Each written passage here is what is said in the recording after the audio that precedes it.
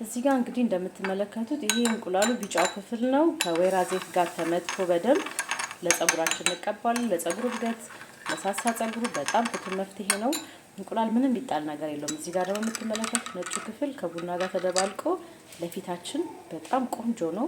ኮላጅን የሚባለውን የሰውነታችን የሚያመርተውን ከቆዳ ስር ያለ ፕሮቲን እሱን ማለት በጊዜ ሂደት እየቀነሰ ሲሄድ ቆዳችን እንዳይሸበሸብ ይሄ በጣም ይረዳናል። ስንቀባው ማምረቱን እንዳይቀንስ ማለት ነው። ምክንያቱም ኮላጅን በጊዜ ሂደት በተለያየ የአየር ንብረት ምክንያት ሊቀንስ ይችላል። እዚህ ጋር ደግሞ የምትመለከቱት ይሄ እንቁላል እንደምናደርገው እንፈጨውና ድቅቅ አድርገን አንድ ለእቃ ማጽጃ ይሆናል። ሁለተኛ ደግሞ ከፈለግንም አትክልት ላይ በመነስነስ እንደ ማዳበሪያነት እንጠቀመዋለን ማለት ነው። ካልሆነ ደግሞ እቃ የመነቸከ እቃ፣ ድስቶች፣ የተለያየ ነገሮች ፍጭት አድርገን ነው ስናጥብበት ፏ አድርጎ ነው የሚያጸዳው። ሞክሩት በየቤታችሁ።